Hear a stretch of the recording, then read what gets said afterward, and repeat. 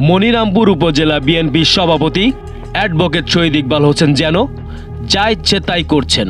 ব্যবসায়ীকে ডেকে এনে চাঁদা দাবি, ঘের বাণিজ্য, টাকা আত্মসাৎ সহ নানা অভিযোগ রয়েছে তার বিরুদ্ধে। 5 আগস্টের পর তিনি যেন লাগাম ছাড়া হয়ে পড়েছেন। বিএনপির সভাপতি হওয়ায় তার বিরুদ্ধে মুখ খোলার সাহস পাচ্ছে না কেউই। এর মাঝে সম্প্রতি স্থানীয় মিষ্টি ব্যবসায়ী অসীম ঘোষের কাছে চাঁদা দাবির ঘটনায় তোলপাড় শুরু হয়েছে। 5 লাখ টাকা চাঁদা না দেয়ায় দোকান বন্ধ করে দেওয়ার হুমকি দিয়েছেন ইকবাল সহ তার সাঙ্গপাঙ্গরা। মনিরামপুরের ছেলে আমি, আকবর মোড়ে মিষ্টান্ন ভাগ্যকুল মিষ্টান্ন ভান্ডারের মালিক আমি দোকানদারি দীর্ঘদিন দোকানদারি করছি। হারুন আছে ইকবাল ভাইয়ের সাথে থাকে। আমার দোকানে এসে বললো যে ইকবাল ভাই অফিসে দেখা করতে বলেছে। আমি গেছি, আমি যে দেখা টাকা করে আসছি, বললে তুই যদি দোকান টাকা না দিস দোকানদারি বন্ধ রাখবি, আর যদি বন্ধ না রাখিস তাহলে তোর দোকান ভেঙে ছিঁড়ে দেওয়া হবে।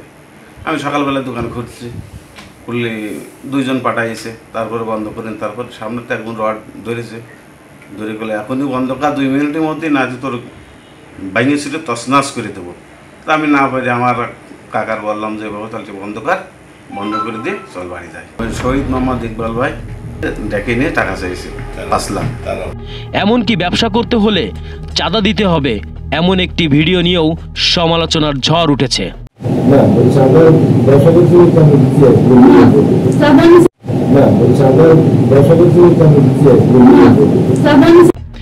এছাড়া মনিরামপুরের হাজিরহাট ঘেরের মাছ বিক্রির টাকা থেকে শতকরা 20% টাকা নেয়ার অভিযোগ রয়েছে বিএনপি নেতার বিরুদ্ধে, যা তার ঘনিষ্ঠ সহযোগী আরজান নিজেই স্বীকার করেছেন।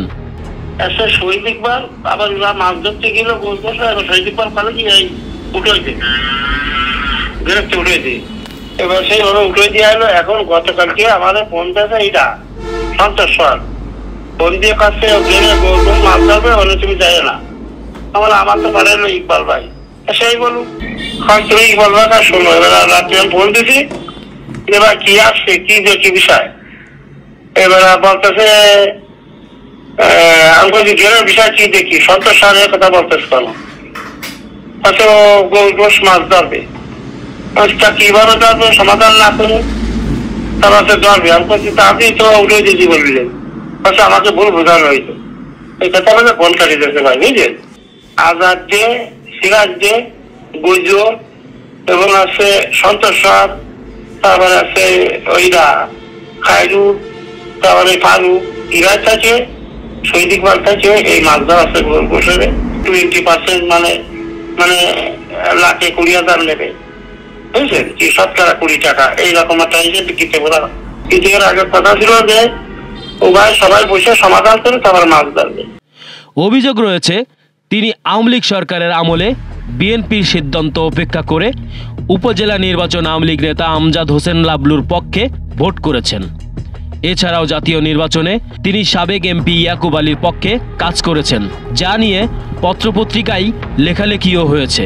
এর বাইরেও তার বিরুদ্ধে আদালতে হয়েছে একাধিক মামলাও। এত কিছুর পরও বিএনপির পক্ষ থেকে কেন তার বিরুদ্ধে কোনো ব্যবস্থা নেওয়া হচ্ছে না তা নিয়ে ক্ষুব্ধ মনিরামপুরের বিএনপি নেতাকর্মী সহ স্থানীয়রা।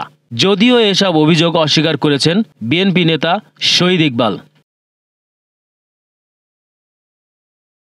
কিছু ছেলে মেয়ে ওর দোকান বন্ধ করে দিল, তো আওয়ামী লীগের সক্রিয় কর্মী ছিল, একটা ভাঙচুর অনেক কিছু হয়েছিল, যাক বন্ধ করে দিচ্ছিল এবং 5 লাখ টাকা চাঁদা দাবি করেছিল নাকি, আওয়াজ দিয়েছিল, আওয়াজ 5 লাখ টাকা না দিলে খোলা যাবে।